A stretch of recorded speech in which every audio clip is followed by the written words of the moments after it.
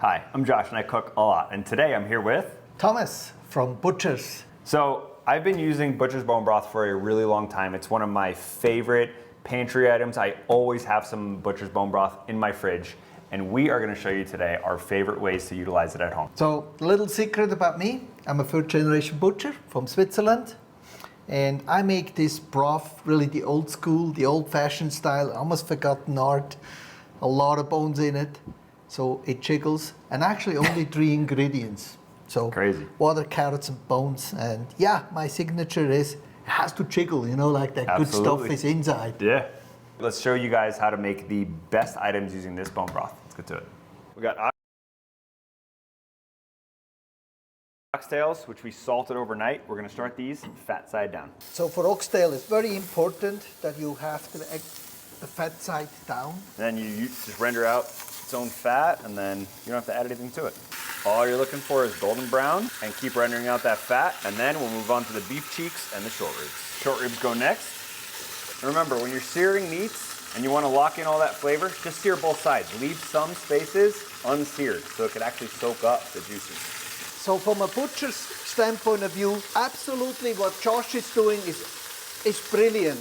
It's nose to tail. So he uses beef cheek, the tail, short rib, perfect balance, different meats, stringier meats on the tail, flat meats on the short rib, and this a lot of flavor with beautiful marbling inside, basically collagen. So absolutely perfect. What George, brilliant.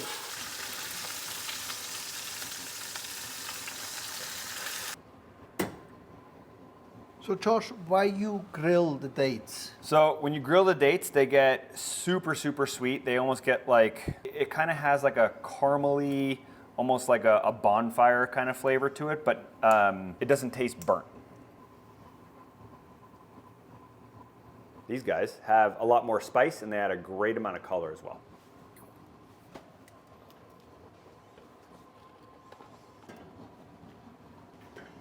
So we had our guajillo chilies, and then we have our ancho chilies. The ancho chilies have more of like a raisin kind of flavor to them, a little bit more sweetness.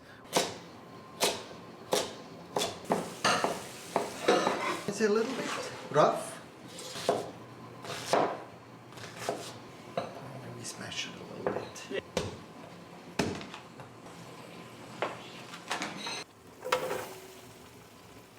Now we're gonna go in with our spices. We got Aleppo chili, Urfa chili, a ton more, but don't forget, full recipe down below. Josh, help me to understand. Yeah. Aleppo pepper, the city in Syria? It is. So this Aleppo chili from Spiceology, this is one of my favorites. It's super bright. It's kind of like citrusy at the same time too. It has a good amount of spice, but it kind of reminds me of like the Italian Calabrian chili where it's like spicy, a little bit of sweet, a little bit of citrusy flavor. So I love it, and I love pairing it with the Urfa chili, which Urfa chili, it kind of has, I describe it to people as a spicy raisin. We added our tomato paste, our harissa paste.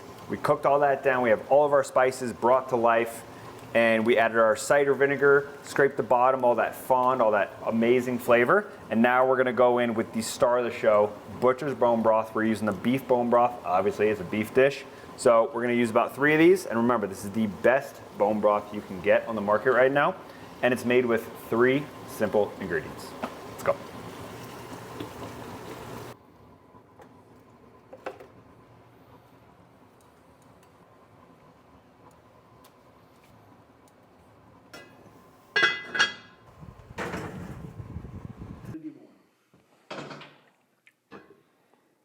We let the mixture come up to a simmer, let it simmer down for about 5 minutes. And now we're just gonna scoop out the chilies, some of the aromatics as well with that amazing broth. Beef goes in, lid goes on, into the oven 3 or 4 hours, and then I'll show you the rest after that.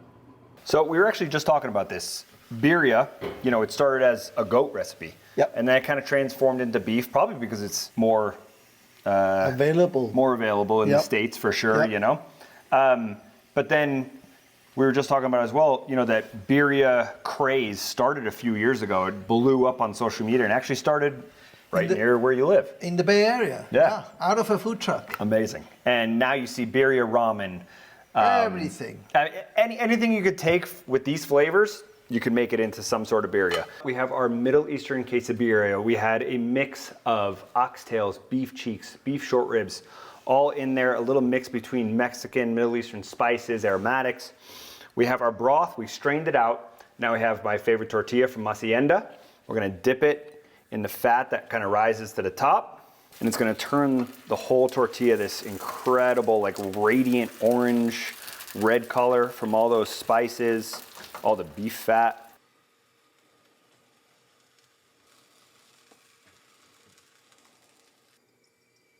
Nice.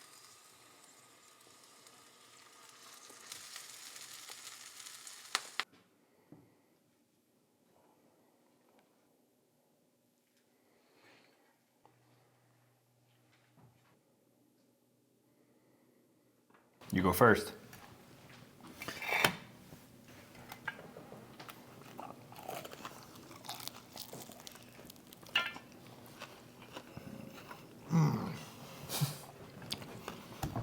All right. Look, I grew up in Switzerland, Yeah. far away from Mexico. Yep. Far away from the Middle East. Telling you, the flavor. Not when you made it, I thought, ooh, that's gonna be a spicy situation. Totally not spicy. Yeah. But the flavor, the cinnamon comes even out. I mean, Yep. this is really, really, really, really good. And you know, now from a butcher, Yep. I'm so proud of you that you really, look, you nailed it nose to tail. Awesome. You started in the head, finished with the tail. This is, We really did. this is I am over the top happy with how these Middle Eastern birria tacos came out. All starts with that unbelievable bone broth. So thank you for bringing me all this beef bone broth, and I cannot wait to share this with you guys. And next up, using bone broth at home from Butcher's Bone Broth, we are doing lamb shanks that have been salted overnight.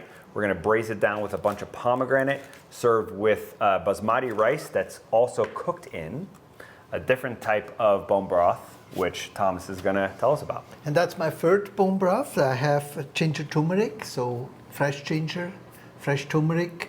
And we cook it also 24 hours and a tiny little bit salt. So it's the only one we salt. Okay.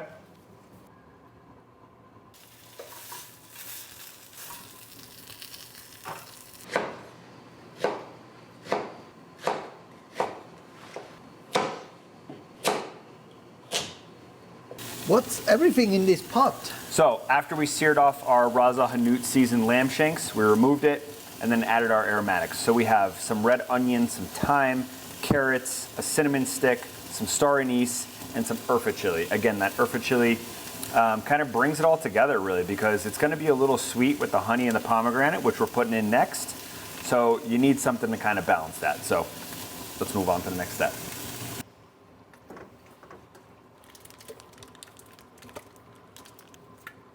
Yeah, my son.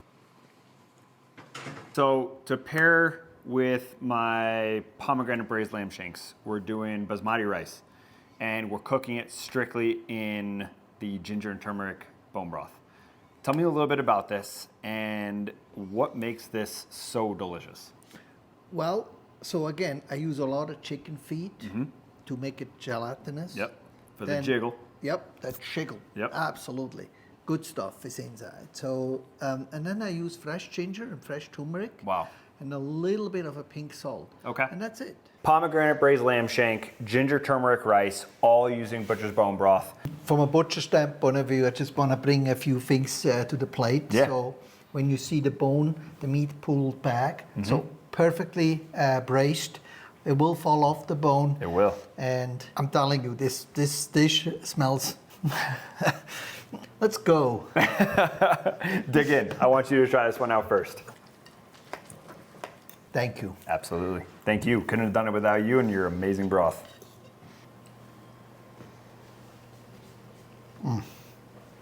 You know, I tasted a lot of food over the years, but this dish, not only does it look really phenomenally beautiful, it actually has incredible flavor. Yep. With the acidity, the depth of the pomegranate, and perfectly braised. Thank you. I love this dish, and I'm with you. This is restaurant quality, but at home. Done in 3 hours only because of the braise, but prep time, maybe 15, 20 minutes total. Then you're just waiting in the oven for it, and then you have an incredible, weeknight meal. Absolutely, and I like the complexity of the sauce, how you strained it, beautiful dish. Thank you. I'm telling you, if you like lamb and you like Middle Eastern flavors, and you got some bone broth laying around, well, even if you don't, go out to the store and get Butcher's Bone Broth immediately because it's the best on the market right now. Try this one out. Let me know what you think. Moving on to the next dish, I am super excited because we're going to be making a dish from Thomas, the guy who makes Butcher's Bone Broth using actual Butcher's Bone Broth. Thomas, what are we making today? Thank you. Yeah, so today we make a traditional Filipino tinola soup. Perfect. And so typically grandma makes it, and so I'm not saying you the grandma now, but we just make it. So I have a whole chicken leg here, and I'm gonna take the drumstick, separate it from the thigh meat. Then I take a little bit the fat off here, separate this out. We're gonna use every little morsel. We take the skin off. We're gonna do something secret. That's not quite traditional. Well, not quite.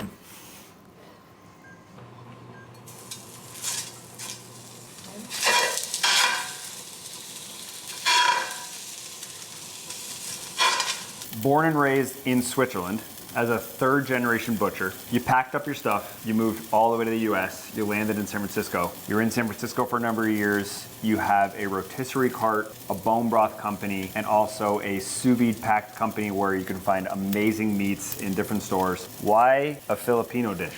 Yeah, that's a good question. I hope you would not ask me that, but I'm gonna tell you. Rolly has a food truck, the rotisserie truck, and we go to to Daly City. Okay. That's basically the Filipino town in the Bay Area. Yes, it is. And they always came and buy my chicken and buy pork knuckle. Okay. And they always said, "Nami nam nam masarap." And I'm like, what does masarap mean? So that's in the Tagalog, number one, very delicious. Okay. So I started to research what does number one, very delicious mean, and then what kind of dish is that? Yeah. So it's not a dish. It just basically, that's an expression that the Filipinos use. Okay. Masarap.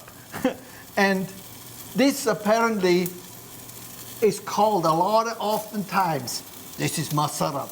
Got it. So okay. we're making a very delicious Filipino soup when you're a little bit under the weather. Yep. With ginger, with turmeric, you name it. And it's a weeknight dinner, very quick, you know, like just don't think too much and just make it. Exactly. It all goes in one pot. Very easy to make. Chicken skin.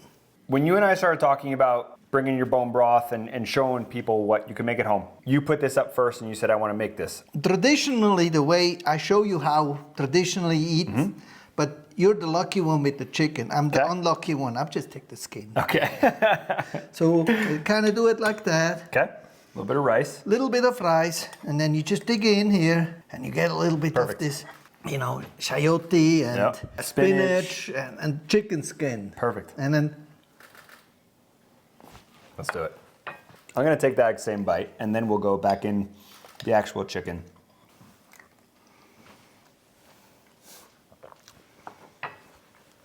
It's exactly what I'd want if I didn't feel good. And who taught you about this dish again? our HR manager. That's amazing. She brought that to our office. We have potlucks, and she brought that, and everybody was raving about it. I'm sure. So I did ask her if I have the permission to get her recipe. She's from the Philippines. Yeah. So that is Sarah's recipe. Moving on to the next dish. What do we have? Oh, so this is pastina in brodo. Pastina? In brodo. Really? I haven't had pastina since I was little. My grandma used to make it for me with a ton of butter, a bunch of fake Parmesan cheese, and I haven't had it since then, but I have amazing memories of eating pastina all the time. So you know that grandma, she knew one thing about, because in Italy, in the Piedmont area, they actually call this one penicillin. Okay. So it's like You're sick. Yep. So again, me, cold out there, sick, little under the weather. Yep.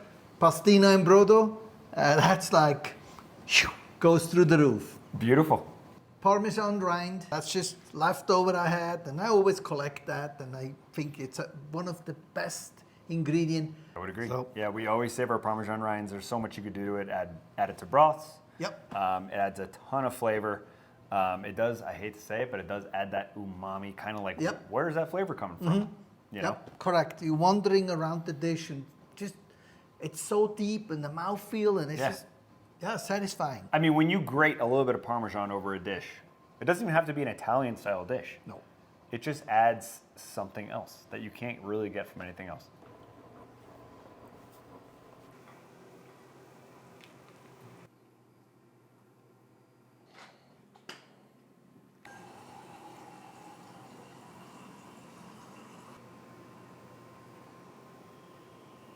We have pastina and brodo, a ton of Parmesan, more Parmesan over the top, a bunch of black pepper, of course the amazing beef bone broth. Super comforting, very rich. And the greatest part about this is that it is so simple and so easy to make, and you're not having to add a bunch of ingredients because all you need is some really good bone broth, which I know someone that makes a really good one. Thomas, thank you so much for making this for us today. So comforting. It is perfect for wintertime. Thank you. So, for the guy who owns a bone broth company that pumps out 15,000 gallons a day, what do you do with the bone broth? Oh, that's a good question. Look, I really like to actually bring my own food to the office, to the kitchen. Okay. But I prep the night before, leftover, whatever I have. Yep. And so my favorite thing is really, because I have broth, I just make whatever I have, I make a ramen broth. Perfect. So I make ramen. Tablespoon of miso on the bottom, and that's got to be my base. So I put that in the center. Nothing is right. It's just, I make it with leftover thing. So I have a little bit of shiitake. I put them on the bottom so that they can cook down there. Just generous, little color, carrots, not quite authentic, but it's my lunch. Bok choy, put that in, a little bit of mini squash, just for the color. And then I add my ramen noodle. Don't forget about the ramen noodle. I put them right in here. In the office, I just take the fresh bone broth out of the kettle. I love that. So I showed you my favorite lunch. Now I wanted you to show me how you would make it. Okay, so we just made Middle Eastern quesadilla. Get that warmed up again down there. I'm gonna throw in some spinach. Kind of pack that down in there. I'm gonna steal a little bit of your carrots. All right, I'm gonna go with some kimchi. The whiskey barrel aged fish sauce. Wait a minute. Say that again. Whiskey barrel aged fish sauce from Japan. You could smell it. It's almost like maple syrup and fish sauce had a baby. Just a touch. A little bit of cilantro and onion, also left over. Last but not least, more crunch. I love these. Fried onions, fried shallot, always have them laying around. My favorite soy sauce from Momofuku. A little bit of that in there. Then some broth.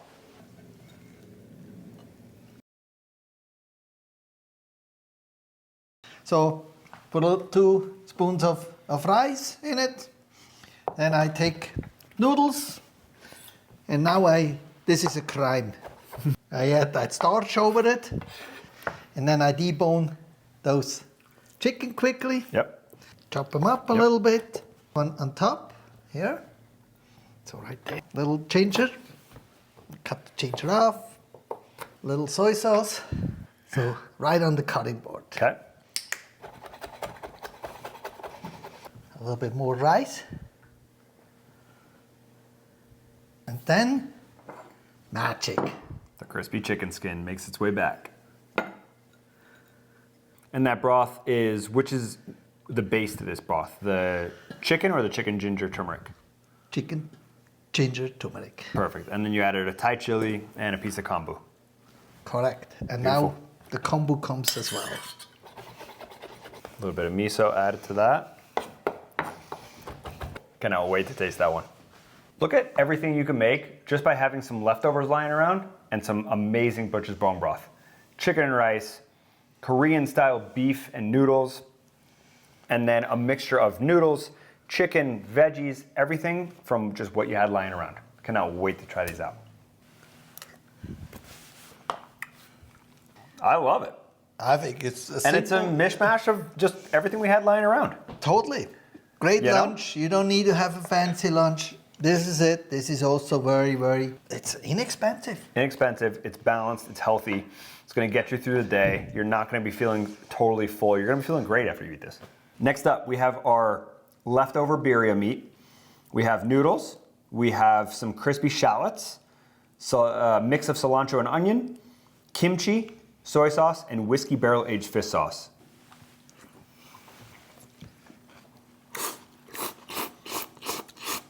Boy. That's my lunch almost every week, every day. This is amazing. Just as simple as it gets, and Yeah. I got a lot of broth, as you know. Let's go with the last one. Let's do it. The traditional one, where I'm gonna have your chopstick, so I can do that. Alrighty. Good old ramen here. This is the one I want to eat every day. The others, a ton of flavor going on. You got different textures and everything. But for a simple, easy, healthy, protein-packed lunch, and I am so happy that you showed me this because I would have never thought of this. I mean, when you came over today and you said, oh, I have this great idea, I'm going to show you guys how I make lunch every day using this. Zach and I, who have worked in this restaurant food industry for years, never heard of this. So thank you so much for showing this to us because this is awesome. Thank you so much again for Thank you. introducing us to this. Thomas, I've been eating your food now for 15 years. It all started at Ferry Plaza Market, Rolly Roti, got your porchetta sandwich, got the rotisserie chicken with the potatoes underneath roasting and all those amazing juices and fats. Fast forward 15 years, we're cooking together. I just want to thank you for reaching out and doing this collab with us. Your broth is the best on the market by far. And I just want to thank you for driving 4.5 hours to come see us today and cook some amazing, amazing food. I cannot wait to show you guys all these unbelievable recipes. And if you have not ever checked out Butcher's Bone Broth before, it's in the cold section. I get mine at Whole Foods and Costco. Where else is it available? Well, it's around the nation. It's in Publix, in AGB. Sprout has it. Awesome. Yeah. So, look, Josh, want to thank you from a chef to a butcher. Butcher's Bone Broth is nationwide, and you can also get a bunch of his different sous vide meats throughout different grocery stores around the country. Check them out. And also, what should we cook next?